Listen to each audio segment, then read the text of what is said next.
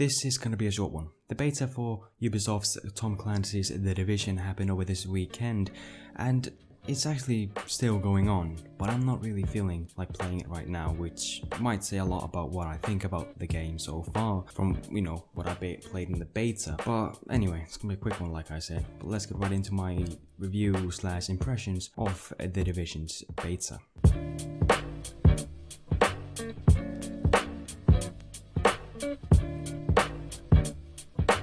So graphically, the big talk of the town when it comes to The Division is the downgrade ever since the 2013 reveal at E3. And yeah, it is downgraded, like there's no way around it. The game has seen a graphical downgrade. Now I played on the PlayStation 4, so the downgrade was even bigger than it was on PC. Now I didn't play the PC version because at the time of the beta, I didn't have any access to my PC, so I couldn't play it on the PC obviously, but from what I've seen, the PC version is way less downgraded than the console versions, which might actually suggest something, because when The Division was originally announced at E3, there was no PC version going to be released. They weren't going to develop it for the PC. It was only after feedback from people, consumers, that they wanted a PC version that they decided to make one, which might indicate that the game was actually going to be developed and released for PC all along. But yeah, like I said, I played it on the PlayStation 4, but it still looks really good. There's a nice amount of texture quality in the graphics, and it also runs at a surprisingly solid 30 FPS frame rate. Not ideal, obviously 60 is the ideal frame rate, but I can deal with 30, although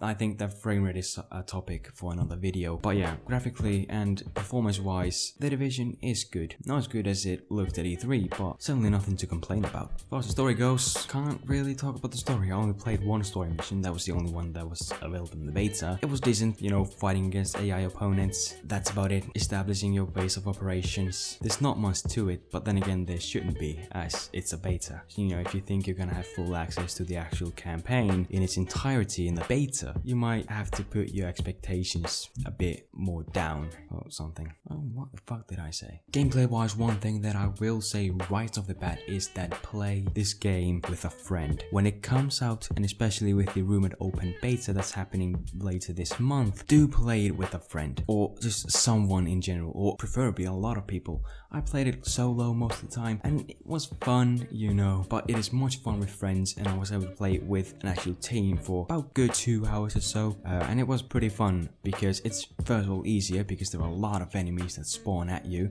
We're not talking about the Dark Zones now, we'll talk about those later, but there are a lot of enemies that spawn at you. Some of them are higher level obviously, and just in general it's easier and just more fun overall to do this with friends, because it will allow you to strategize much better than if you were to play it solo. Now gameplay wise, it's decent. It's typical Tom Clancy's cover-based third-person shooting. You can get a first-person view of yourself shooting. I suppose a third-person one obviously, as it is a third-person cover-based shooter. It feels like pretty much any other Tom Clancy's game, except for the fact that enemies are massive bullet sponges. Like they take massive amounts of bullets, they can just eat them for days. But then again, it also wants to classify itself as an RPG, so yeah, there's that. Now one of the things that I was not too fond of when it came to the gameplay was the animation work. It's fine for the most part, but it just feels kind of clunky at times.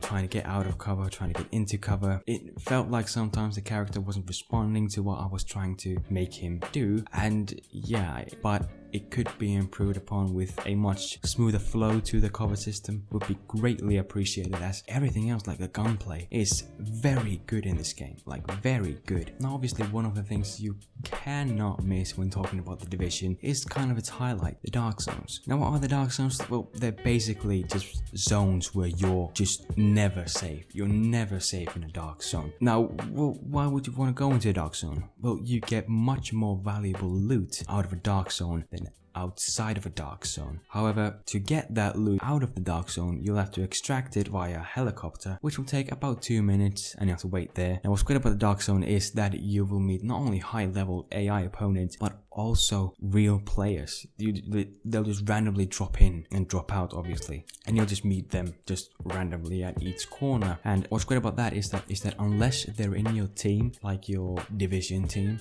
you can't trust anyone. You can't trust anybody in the dark zones. Just no one. Don't trust anybody. Always go cautiously around, because while you might most of the time find people that are reasonable, that are nice, that will help you and that will sort of team up with you, sometimes you'll find people that look like they're about to team up with you and look like they're real nice, but then they'll shoot you, they'll kill you. And that's the catch with the more valuable loot in the dark zones, is that when you die, your loot is just dropped. Anyone can pick it up, except the AI opponents, but you get what I mean. Anyone can pick your loot up, even your teammates. So that just increases the risk of going into a dark zone. But usually the valuable loot, and if you got the skill, the valuable loot is definitely worth it. So that was about it for my impressions of The Division. Is it a good game? Is it shaping up to be a good game? Yeah, it's shaping up to be a decent one. I'm not really that sure about the story. The gameplay, it has some rough edges, especially in the animation work, in my opinion. It feels a bit clunky at times, but then again, so do pretty much all of the other Tom Clancy games. I will not be getting this game day one, mainly because the beta didn't really impress me all that much. Although the open beta that's coming out most likely later this month, if that does manage to impress me, I might get it later on, and I will probably get it later on, maybe like a few months after it's come out. But just because February to April is just jam-packed with games that I'm going to buy and review, so yeah. That's a little plug in there. Look forward to those. Either way, those were my thoughts on The Division beta. Let me know what you think about it in the comment section below, and I will see you all in the next one.